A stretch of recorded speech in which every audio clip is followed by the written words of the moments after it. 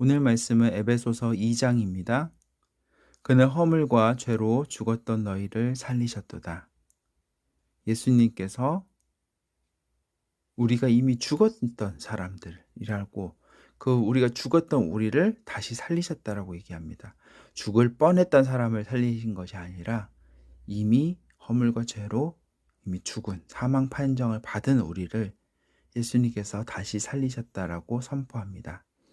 그때 너희는 그 가운데서 행하여 이 세상 풍조를 따르고 공중의 권세 잡은 자를 따랐으니, 이 세상의 풍조를 따르고 공중 권세 잡은 자, 즉 마귀를 따랐다고 하시는 거죠.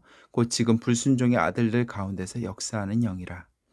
전에는 우리도 다 그 가운데서 우리 육체의 욕심을 따라 지내며 육체와 마음에 원하는 것을 하여 다른 이들과 같이 본질상 진노의 자녀이었더니, 우리도 원래는 하나 다를 게 없었다라는 거죠.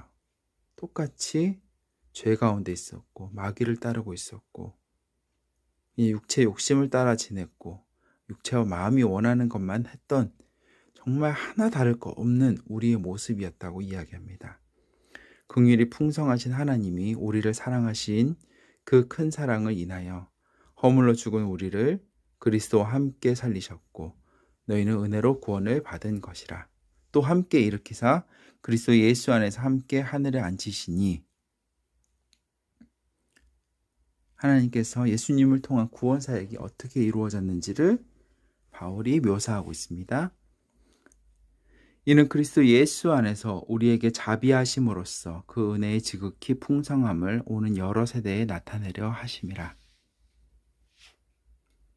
이것은 다만 이 세대의 사람들만의 구원을 위한 일이 아니라 그 은혜의 풍성함을, 정말 큰 그 풍성함을, 그 은혜에 대한 내용을 여러 세대, 이 바울의 세대 이후의 세대, 즉 우리의 대에 이르기까지 세세에 걸쳐서 전해지는 그 은혜를 다 나타내고 전달하려고 하셨다라고 이야기를 하고 있습니다.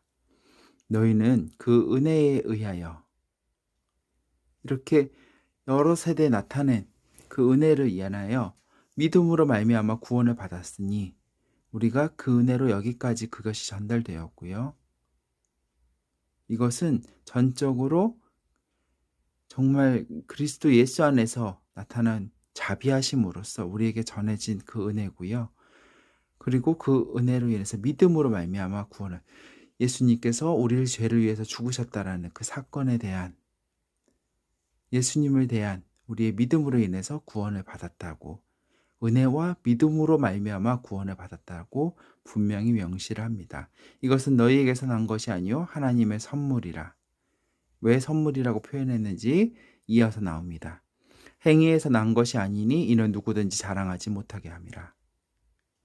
우리는 교회에서 나는 무슨 직분을 받았어, 나는 무슨 은사를 받았어, 나는 교회 다닌 지 몇 년 됐어,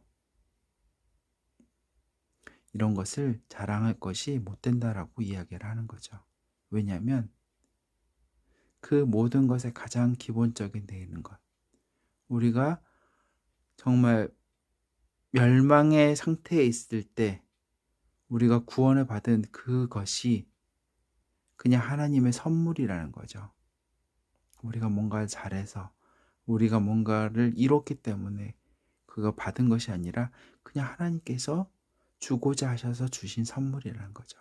그래서 우리는 그것에 대해서 아무런 자랑할 수 있는 권리가 없다라고 이야기합니다. 우리는 그가 만드신 바라 그리스도 예수 안에서 선한 일을 위하여 지으심을 받은 자니, 이 일을 하나님이 전에 예비하사 우리로 그 가운데서 행하게 하려 하심이라. 그래서 우리는 그리스도 예수 안에서 선한 일을 하게 하기 위해서 지으심을 받았다라고 이야기합니다.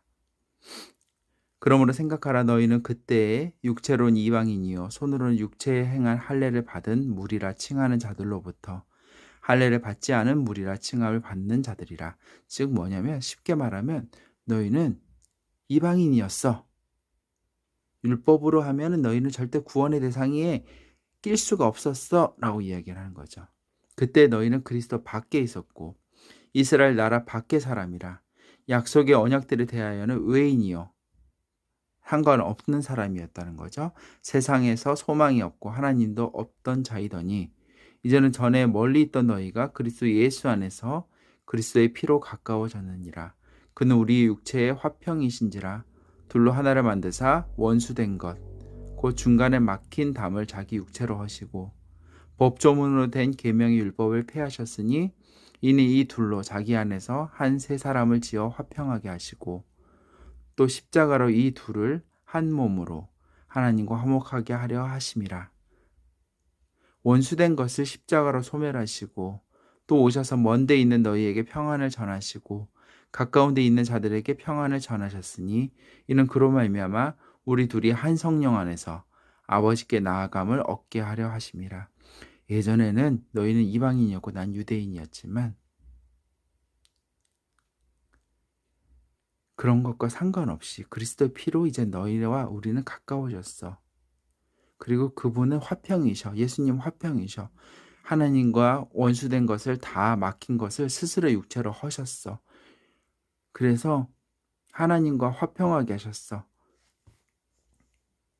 그래서 이제는 이 둘을 한 몸으로, 즉 유대인과 이방인이 한 몸이 되었고 하나님과 화목하게 되었고 그 원수된 것을 십자가로 소멸하셨다고. 이제 유대인과 이방인 사이에 구원에 아무런 차이가 없음을 이야기하고 있습니다.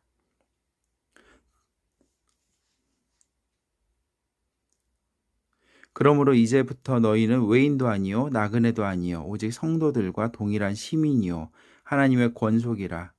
너희는 사도들과 선지자들의 터 위에 세우심을 입은 자라. 그리스도 예수께서 친히 모퉁이 돌이 되셨느니라. 그의 안에서 건물마다 서로 연결하여 주 안에서 성전이 되어가고 너희도 성령 안에서 하나님이 거하실 처소가 되기 위하여 그리스도 예수 안에서 함께 지어져 가느니라. 우리가 무엇이냐고 표현을 하냐면은 우리는 이제 하나님께서 터 위에 세우신 성전이 된 거예요. 근데 그냥 성전이 아니라 건물마다 서로 연결이 돼 있어요. 왜냐하면 우리 믿는 자들은 모두가 각각이 다 성전이거든요. 그리스도께서 모퉁이들이 되셨고 머리가 되시고 우리는 각각 성전이지만 다 서로 연결이 되어 있는 거죠. 그리고 우리 안에 성전이 되는 이유는 우리 안에 하나님이신 성령님께서 거하시기 때문입니다. 아멘. 오늘은 여기까지 하겠습니다.